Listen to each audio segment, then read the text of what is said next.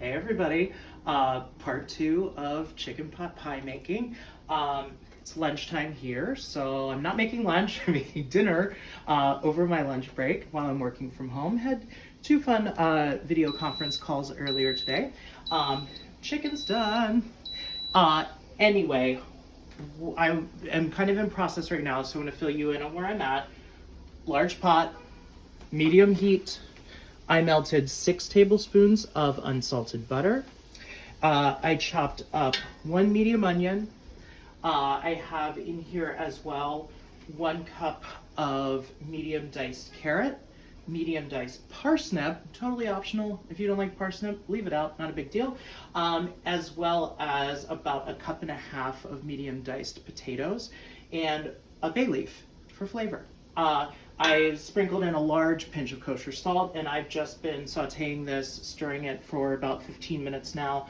I did cook it most of the way with the lid partially on like this, just to kind of coax it along, because you want the carrots and parsnips and potatoes to get a little soft. They'll cook more in this process, and then also when the pie's in the oven, but you just kind of want to let this get soft.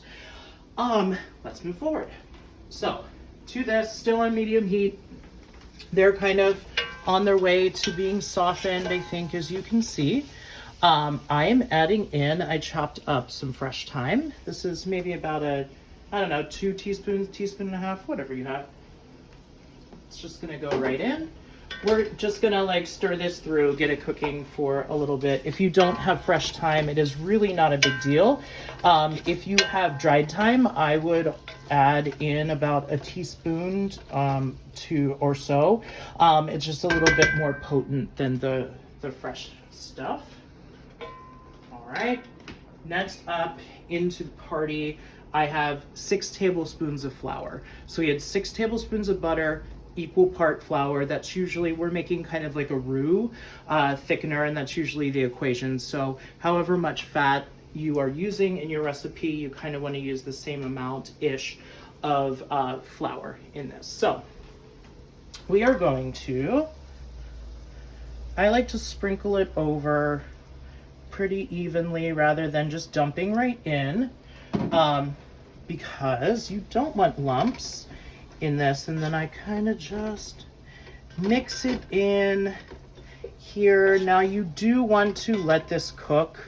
It'll get a little thick on you and feel kind of gummy and hard to manage and starchy, and that's exactly what you want in this. But you do want to cook out some of that raw flour a little bit before you add in any of your liquid. This also helps not create lumps in the future in your sauce for this. And also, you know, raw flour is not great to eat. It should be cooked. Anyway, all it needs at this heat, I'm just gonna bump it up a little bit. It should only need about a minute or two. While that cooks, I want to talk to you about the chicken that I just pulled out of the oven. Actually, I have this cute little toaster oven that Kent got me for Christmas a couple years ago. It was the best Christmas gift ever because it doesn't make your apartment hot when you're baking or cooking. Anyway, 2 very large, it's not really hot anymore, 2 very large chicken breasts. All I did was pat them dry with paper towel, just to get any of that gloppy gook off of them. I sprayed them with olive oil. You could rub them, you can brush them with olive oil, and sprinkled them with salt. Put them in this preheated oven at 375, and they took like 40 to 45 minutes. If you have 3 medium-sized chicken breasts, that would work for this recipe too. These ones were just enormous, so I think 2 is really going to do it for this. Anyway, after it's pretty much cooked through, not looking to get any color on them, just looking to cook this through. If they're not all the way cooked through after about 45 minutes, it's fine. They'll cook in the rest of these processes. So leave them to cool. We're going to chop that up later, and we don't want to burn our fingers now. All right, I think we are good on the cooking the flour. I have 3 cups of chicken stock. I did not make this. I purchased this chicken stock. If you have your own, wonderful, good for you. Throw a parade. This can go in all at once, but what you want to do after it goes in is quickly stir everything around, because you want to get all of that cooked flour and butter kind of into this liquid. Now I am going to bump up the burner a little bit to medium high, because eventually we want this to come to a boil and then reduce to a simmer, and that will thicken this party in the pot up.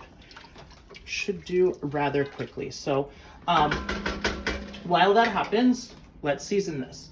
I like kosher salt. I am going to start by adding 1 teaspoon in here. Now, I'm using ground white pepper, only because I aesthetically don't love flecks of black pepper in things that are a little bit whiter in this. So doing about 1/4 teaspoon of ground white pepper. If you like black pepper, by all means, knock yourselves out. And then a kind of a weird ingredient. This is completely optional, but sometimes our eye is used to the store-bought pot pies that are frozen and then you bake, and the sauce on them is always kind of a more yellow color than this is going to be. So what I have is ground turmeric. This will really lend no flavor, but what it will do is give us kind of a vibrant yellow color as this cooks. I'm starting with 1/4 teaspoon of turmeric, but you can put as much in as you would like. Again, it's not going to alter the flavor of this really. In fact, this is looking a little pale, so I'm going to add another 1/4 teaspoon. So we're up to 1/2 teaspoon of turmeric in here. I think that might do the trick for us. All right, it's starting to thicken up a little bit here. I'm enjoying the color of this sauce. So eventually, what you want to happen is for this to come to a full boil. When it does, we don't need to boil it for long. Knock it back so it simmers a little bit, and it gets sort of like bubbly and lava-y, because when you cook it in your pie crust, what you don't want is a runny chicken stew. You want a really tight, thick chicken stew that you can eventually cut into pie slices and serve without it just running all over the place. So we will wait for that to happen. I want to direct us over here.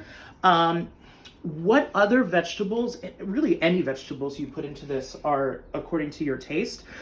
I'm figuring that if I'm having something as rich as a double crust chicken pot pie, that I'm going to pack this with as many vegetables, because it kind of feels a little healthier. So I'm using frozen, and I think frozen in this application is perfectly fine. It's sure is easier. But anyway, I have a cup of frozen peas, a cup of frozen corn, and then a 1/2 cup of these cut green beans. Like, if you're using green beans, if you like them, I think they're good in this. Use the smaller ones, because otherwise long green beans get a little crazy when you're trying to eat it. Let's give this a stir. I think we're doing good things over here. I'm going to knock back the heat a little bit because we came up to a boil. I think you can see now that we're starting to get into more of like a gravy consistency, which is wonderful. These are straight out of the freezer. They've been sitting out for a couple minutes, but this is going to drop the temperature of your stew, but it's totally fine. Just wait for it to come back up to a boil after you add in your vegetables. I'm also gonna make this a little creamier with some heavy cream. Up to you how much you're gonna add. I would say 2 tablespoons worth is probably fine. You know, coronavirus, if you feel like you want some more cream, add some more cream. It's your lockdown. It's your pandemic. Do whatever you want. I'm gonna stir this through.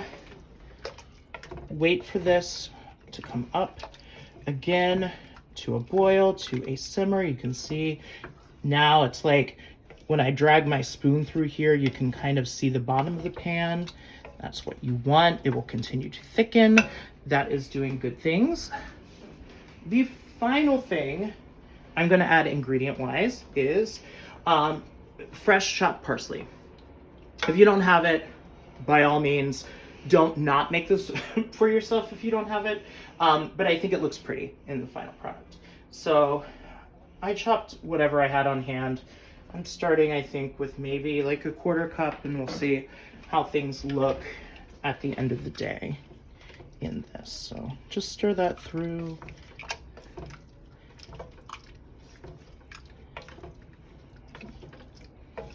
Okay.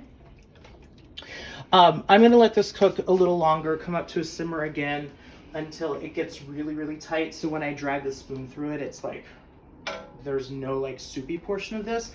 I am also, once this gets a little cooler, I'm going to cube up my chicken breasts and I will put that in there as well. Again, it doesn't need to cook at all in this process. You can just dump it in. Now, once you are happy with your consistency of this stew, your chicken's in there, you've tasted it for seasoning, by all means, I'm gonna do that. I can add more salt if I want. Then take this off the heat and let it cool at least to room temperature. You could also let it cool to room temperature, refrigerate it if you would like. What you don't want to do is put your hot stew into your unbaked crust, because that is no bueno. Don't do it, it'll ruin your crust. So this must be at least at room temperature, if not colder, when you go to actually assemble your pie. So speaking of, I gotta get back to work. I should probably maybe eat something for lunch rather than just cooking, but I'll be back later tonight and we'll put this all together and bake it. Thanks.